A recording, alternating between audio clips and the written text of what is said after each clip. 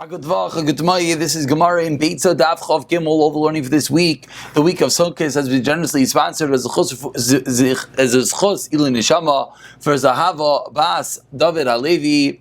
Beitzah Hashem, the neshama should have an incredible aliyah with the zchus of the entire Chabura's learning, as well as a zchus refuah shleima for Shleima ben Yita. Beitzah Hashem, you should continue fighting and have a complete recovery, as well as the rest of our chalim shel Yosef ben and Freda many bavei chaim mesar some seem raised as Arabas Kenendli to Asim Chaysei Yisrael Mindol Aliyah the parents of Shavlei Shalom As Naomi Vashavigu Shevchan Shmol Ben Til Din Mechan Reis on the Chai Vasina Din Vashimnei Svim Vegrola Necheles for Nas the Thile Huva Rivka Vashem the Tel Svim Chlester as Soishar Chali Yisrael as well as Chashach V'Sal Chaim and Devaira and Shir Miriam Bas Rezol Gittel. We're holding over here on the bottom of Chuf Beis Amid Beis, the first daf for the first day of Chol HaMoed Sukkos. Here we go, 3 lines from the bottom. Ibaylahu Ma'u La'ashin. Ask the Gemara, continuing the theme of what you're allowed to do on Yontif. What are you allowed? Are you allowed La'ashin? Are you allowed to smoke fruit? As Rashi says, you're taking the fruit, you're putting it on top of some burning coals with some incense. You want to smoke your fruit on Yontif? Is that allowed? Many people are wondering, what are the different stadim? Yes, no, maybe so. Let's let the Gemara develop itself, and we'll see in a moment. Says the Gemara, "Smach loikes Rav Yirmi Rabba Amar Aser Shmuel Amar Mutter Rav Huna Amar Aser Misha Mechabe." Rav Huna says, what's the reason that it's going to be Aser Rav Yirmi Rabba?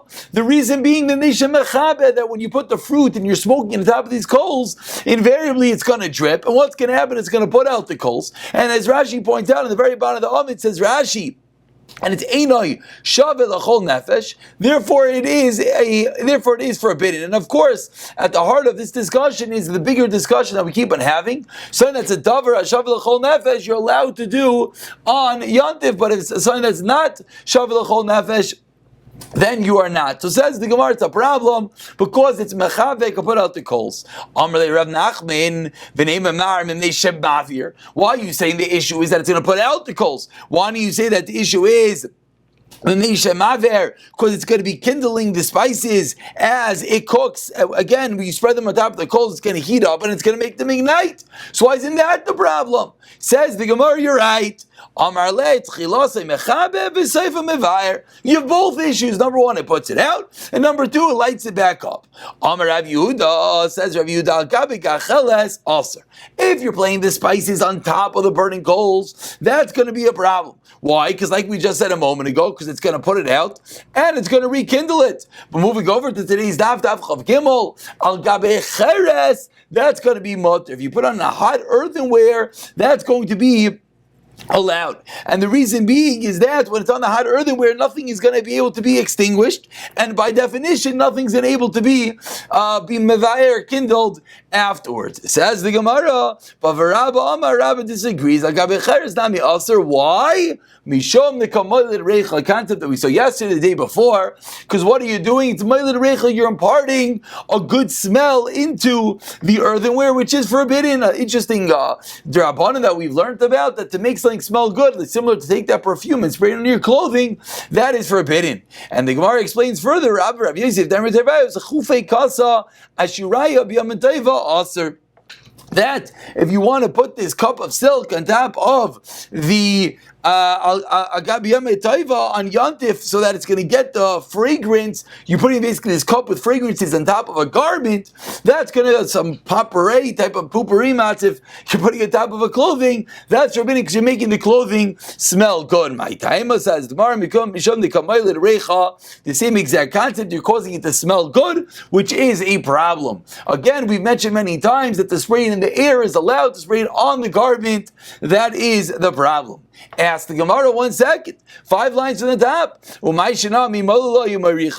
Why is this different? That if you case you have a wood, you have a fragrant wood, and we know that you're allowed to roll it between your fingers, and you're allowed to then cause it to smell. What's the difference?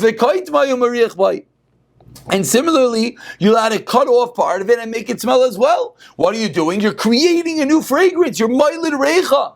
If the issue does is create the fragrance, seemingly this should be a problem as well. Answers the Gemara a fundamental difference between the two, which of course is very similar to the difference that we spoke out between putting the fragrance in the air and putting it on your garment. Over there, there already is a smell. The wood smells. By cracking it, by rolling it, you're bringing out the smell. like those scratch and sniff stickers. If you smell them closely, you'll realize that they smell. When you scratch it, it brings out more. That's not a problem. You're creating a new smell. That is the problem, and that is Issa D'Rabbanan of Moiled Recha, of causing a good smell to be born, to put into a garment in Yantav. And actually, it's very interesting. There's a Mishnah Berurah about a Hilchos Esrog, that what it used to be, they would take the Esrog and they would wrap it up with garment. It says Mishnah Berurah, 1 second, it's very good, you want to protect your Esrog, but you're making the Esrog smell good. You have an Issa D'Rabbanan, making the garment smell good. You have an Issa D'Rabbanan, Moiled Recha. Mishnah Berurah says maybe it's a Psik Reisha, maybe you don't want the smell in the garment. Mishnah Berurah says, Makam Havsid, if you have no other choice, okay, maybe it'll be Mekel, but beautiful Siyat Shemaya, the exact same Sugya that we have over here. Says the Gemara, Rava Omar, going back to our original discussion of the incense and the fruits, Nami Motor. Says Rabbi, you're allowed to put the incense on top of the burning coals to smoke the fruit. It's not a problem. What's the reason? The answer that everyone is assuming, just like you could roast meat on coals. Says Rava, what's the problem? And everyone enjoys smoked fruit, or everyone would enjoy smoked fruit, which of course is the concept of Davar Hashav L'chol Nefesh. Doesn't necessarily mean that everyone has to do it. It means that everyone would want to do it. Therefore, says Rava, it is allowed. Darash Rav Gavia mi Big Ksil. Rav Gavia from Ksil learned a Pesach the Reish Galusa, the entrance to the Reish Galusa, Ketura Shari. Ketura is allowed. Everyone's wondering, what's Ketura? So I'm like, my Ketura, what's Ketura? Ketura BD. If Ketura is a type of process called Biyadeh, as Rashi points out, it's pressing. You're taking the sleeve of a garment, you're putting it inside a machine and you're pressing it. Says the Gemara, 1 second. Maisa Umanu. It's a craftsman's work. Of course that's forbidden. Vila Ashein. And if the word Ketura means to smoke items, smoke meat, smoke fruit, etc. Sir, why? Like we started off today's daf, because you're causing the coals to be extinguished. So that's the problem. Amalei Ravashi, so Ravashi responds, and he said, of course, well, the Gemara just brought this down over here. Really, we're discussing smoking produce. Yet, why is it allowed? It's a davar hashav l'chol nefesh. Just like you can roast meat on a coal, so too you'll be able to roast the fruit, etc. on these coals. And Ikati Amri says the Gemara, second lashon of the same exchange. If Ketura is biyadi, that you're causing the sleeve to be pressed in a craftsman manner, that's a problem. Also to come by the reich. Oh, the other part of today's sugya. He said, you know why it's forbidden? Because you're causing to have a good smell. I said in front of a great guy now, and it's going to be permitted for the reason being abisar gumi, just like you're allowed to roast meat on the coals, even though the meat also makes a good smell on the coals, so too you'll be allowed to smoke the produce on the coals. Says the Gemara, the next, and that is the sugya, part number 1 of today, the sugya of Moiled Recha, putting in a good smell, which is an Issa D'Rabbanan on Yantav and Shabbos. And number 2, we're starting to see how far we can extend the Davar Hashav L'chol Nefesh, just like roasting meat on coals is something that everyone would do, everyone would want to do. Says the Gemara, similarly roasting fruit on the coals. Says the Gemara, V'oisin Kedi Mikulas, we said in the Mishnah, the Rav Gamliel, the last kula of Rav Gamliel, was he allowed to roast its kedi, the kid with the entrails around it, which of course brings us back to our Gemara in Pesachim days. Says the Gemara, Tani Rav Yesi Omer, to this is Shraimi, a Gemara that we had over there in Pesachim, to this from Rome, Hinigas b'nei Raimi, he calls on the people of Rome, Nachal kedi v'kulus b'leil Pesachim. He said, even though we don't have a Beitzah Mikdash, he told them we should do this kedi mikulas, you should take this kid and make it in their similar way over the Karban Pesach on the night of Pesach. The Chacham said, if you're not do this, do we put you in Chayrim? You're causing Klal Yisrael to catch him. We don't have a Beitzah Mikdash. What are you doing? Says the Gemara, slow down. It's true. It sounds pretty bad. But Kachim Sal Gedaitach. Really? He's eating make them eat carbon? It's not a real carbon. It's similar. And therefore, says the Gemara, if you weren't a strong As to this Israel, we would put you into Chayrim, and that is the sugya of putting the roasted entrails around the kidi, around the kid, which is a similar process to making the Karban Pesach. Says the Mishnah, continuing, Chav Gimel Amar Aleph, Shleisha Devarim, three things of Lezben Azariah, Matir, V'chachamim, Oisrim. Again, why is this here? Because it's number 3, we had before 3 kulas of Rav Gamliel, 3 chomers of Rav Gamliel. Now says the Gemara, 3 dinim of Lezben Azariah, who is a mikol, which is Chavirim or Machmir. What are these 3 items? V'chacham ma'isrim, number 1. Parasa yaitibur tuah shabin karnel, the cow, Gemara Shabbos, the cow could go out with the strap between its horns. Umekadrin esavehema. And number 2, you let it do mekadrin kari, you let it comb out the animal with these sharp combs, as the Gemara will explain b'yantif. And number 3, v'soichakin es apilpul and berechaim shalahem, that you let it grind the peppercorns in their grinder. 3 cases where Rav Elazar ben Azariah was a mekel, chacham or a machmir. Rav Yehuda Omer, no. Ein mekardin esavehema b'yantif neisha izil chabura, you can't comb out the animal, curry the animal with the sharp comb, because it causes the chabura, causes the animal to bleed. Avol mekartzafin. But what you let it do? You let it do mekartzafin, which is a different type of comb, a wooden comb with thicker teeth, which the animal does not bleed, does not create the same chabura. The Chachamim argue on both. You can either do kidron or kirtzof. You cannot comb with the metal comb, you cannot comb with the wooden comb. They are both forbidden. So 3 practices: the cow walking out with the strap, combing the animal, and grinding up the peppercorns. 3 cases of Elazar ben Azariah was mekel, the Chacham was machmir, and Rav Yehuda, in this middle case of combing out the animal, said with a wooden comb and not a metal comb, that is allowed. Says the Gemara, Lemeimra, for the Mishnah it sounds like, what did Rav Elazar ben Azariah allow? Parasoi, his calf, his cow. Sounds like he only had 1 cow. Says the Gemara, Lemeimer Elazar ben Azariah chada para avale. You only had 1 cow. What do you mean? Rav Amar Rav Yehuda Rav. Place Alfi Egli Avi Meiser Elazar ben Azariah, 13,000 cows. Was the Meiser, was the 10th of the animals of Elazar ben Azariah at 130,000. So why are you telling me that he only had 1 cow? Madre from his flock. Answers the Gemara, Kol Shata v'Shata, every year that was his Meiser. Tana answers the Gemara, Lo shel Isa, Lo shel Shechinasa Isa. Really, it was the cow of his neighbor. His neighbor's cow walked out with this strap on Shabbos. Yet, a big important rule, he didn't protest, he let it be. It's on your cheshbon, it's on your account. If Elazar ben Azariah is someone as great as him, if you let something happen, it's considered as if you did it yourself. And we move along in the Gemara code in the next case of the Mishnah.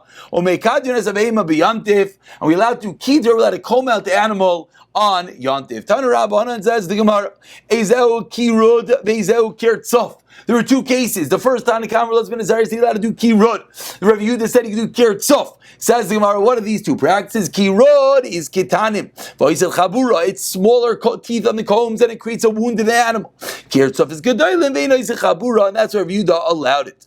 V'gimel machlekes bedavar, and the Gemara now, interesting, does a little bit of math for us, a little bit of accounting. Rav Yehuda Savar, which was the second opinion in the Mishnah, Davar Shein Miskavin Aser.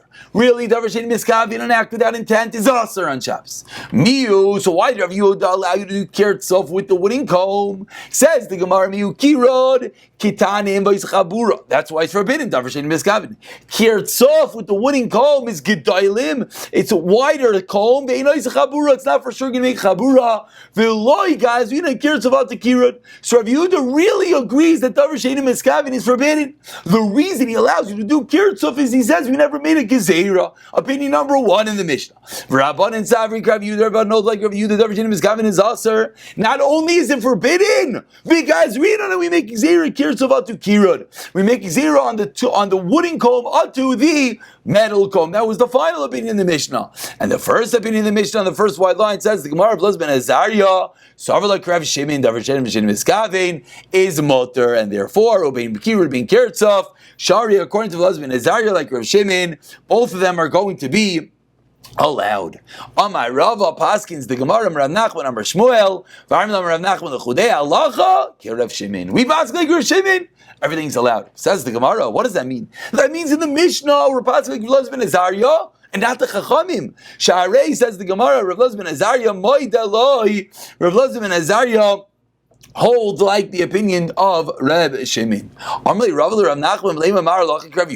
So why don't we say that Allah is like Reb Yehuda, which is the question we just pointed out. If it has to do with who holds like who, if we want to hold like the Chachamim, so why don't we say the Allah is like Reb Yehuda, because the Chachamim in the Mishnah hold like them?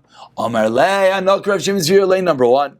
Meaning it's two different reasons. The reason he's passing like Rav Shimon is not just because Laz ben Azariah. He's passing like Rav Shimon. Number one, he holds like Rav Shimon. And number two, Laz ben Azariah holds like him as well. Says the Gemara, moving over to Chav Gimel Mebeis, as everyone can see, a bit of a shorter Amid as we march towards the end of this parak. Second parak says the Mishnah, Harechayim shall pilpulin tameya misham shloisha kelim. The peppercorn grinder is mikabel tama for three, because there's three different utensils in this peppercorn grinder. What are the three utensils? Number one, misham klei kibol. Number two, misham klei mateches. Number three, misham klei kavara. Now the Gemara is going to explain why these three items are mekabel could contract a toma. Says the Gemara Tana, Tachtoina, the bottom vessel that catches the ground up peppercorns, bisham klei kibel. And that's a most basic rule that something is mekabel toma when it has a klei kibel, when it's a receptacle to hold something. So the bottom could hold something, it's mekabel toma number one. Emsai is the middle utensil, bisham klei kavara. The reason why it's mekabel toma is because it is a sieve, it's mekabel tama, which we'll see Rashi in one moment. El yoina, the top one, misham klei matechas, because it is metal. So Rashi over here points out, emsai is the second narrow line in Rashi, she'im mekefes as a mechaber, misham klei eitz, loy metama, dein kibuli kibol, el achachamim gazru tama al kvara, says Rashi. This middle utensil, the Gemara said it's mekabel tuma because it's a sifter, it's a sieve. Why? Says Rashi, really it shouldn't be mekabel tuma. It's like zeir derabanan misham aroik. When something is woven, it's mekabel tuma, and therefore similarly a sifter is like a woven item. Therefore it is mekabel tuma. And finally, anything metal, of course, is mekabel tuma. Says the Mishnah, Gala shal katan, a child's toy wagon, Tamea midras, is makabel Tumas midros, which is the tuma when you put something, when you rest your weight onto it. And he tells Shabbos, and it's not muksa on Shabbos. But you're not allowed to drag it on Shabbos. So three almost completely random halachas about this child's a toy wagon. Number one, it's tamei midras, that if the child is tamei, the highest level tuma zav, it gives it over to this toy stroller, whatever it is. Number two, it's not muksa on Shabbos. Number three, but you can't drag it on the dirt. Why not? Because it makes a charitz, it makes a ditch. Elal gabe kelim, you're allowed to drag it on top of kelim, meaning like a floor. Rav Yehuda Omer, kol ha-kelim eni grarim chutz min ha'agala. Nothing could be dragged aside for the ha'agala. Meaning Rav Yehuda is saying the exact opposite. Tanakama said you can't drag the wagon on the dirt unless you put it on top of kelim. Rav Yehuda says no, you could drag the wagon, but nothing else. Why are you allowed to drag a wagon? Says Rav Yehuda, Nishikoi veshes, because it doesn't make a charitz, doesn't make a ditch, just pushes down the earth, which is a fundamental difference. When you make a ditch, what happens is you dig into the ground and the dirt goes on the side. Whereas you make a klevesh, as Rashi explains, that it just imprints, indents into the earth and nothing is properly pushed to the side. And that's the reason why it's not an isser making the charitz of plowing on Shabbos. Says the Gemara, you know the reason it's mekabel tama, because the child leans on it. Number two, when he tells Shabbos that he use it on Shabbos, it's not muktzah because it's a utensil. And number three, like we pointed out, you can't drag it on dirt. Why not? Because it makes the ditch. Money. So who is that opinion that says you can't drag it on dirt because it makes the charitz of Yehudi? But obvious question everyone anticipates right now. But first the Gemara explains, Rav Shimon, according to Rav Shimon, is mutter. So who cares that you're making the charitz? It's not your intention. The child's you're dragging the wagon, you're dragging the child's stroller. Who cares that it makes a ditch? That's not your intention. Seemingly, we're going with Rav Yehuda. The Davar Shein Miskavin is aser. Says the Gemara, 1 second. It's not like we learned in the Mishnah. No, you're out to meet the keys of a castle of actually Miskavin last charitz. Shimon allows you. So the Mishnah seemingly is like Rav Yehuda that doesn't allow you. What's the problem? Ima say for what at the end of the Mishnah say Rav Yehuda Mary not called Negraim B'Shavs Chutz. The wagon's the only thing that you're allowed to drag because it indents it. Make it in. Aval charitz lie. Says the Gemara, Aval Charitz, Lo Yavda. So what's going on? The first part of the Mishnah says you're not allowed to drag it on dirt because you make charitz, which seemingly is Rav Yehuda, Davar Sheni Miskavin, is also. Because according to Rav Shimon, if you don't have intent, it's going to be mutter. But then the Mishnah concludes that Rav Yehuda says, no way, that you're not allowed to drag, that you're only allowed to drag the wagon. What's going on? Answers the Gemara, the classic and fundamental Tarot, straight Tanai, Aliba, the Rav Yehuda, there's two different Tanaim in the way of learning Rav Yehuda, whether we hold, but the important point to mention, and we'll conclude with this, is the final Rashi. He says, Rashi, Chad Savar Hagol and Nami Kishar Kilim. The two Tanaim of Rav Yehuda is not whether you'll Davar Sheni Miskavin as Aser. It's within this localized case of a wagon, explains Rashi. One of them hold the wagon is also forbidden. Daisacharitz figura, so Lamaisa makes a ditch when you drag it. Shabamim Sheinaivim Miskagel, Vahim Nigrav V'chayver, and it makes a ditch. Ve'edoch, the other opinion holds it only indents it. So the two opinions of Yehuda are localized in this case of the wagon, whether it makes a ditch or whether it just indents it to the ground. Hadron alach yantiv, we should do a chazara. How beautiful to say Hadron alach yantiv on Cholamayit. How beautiful. We should do a chazara of this wonderful second parak, and Mirza Hashem, tomorrow we'll pick up beginning the third parak.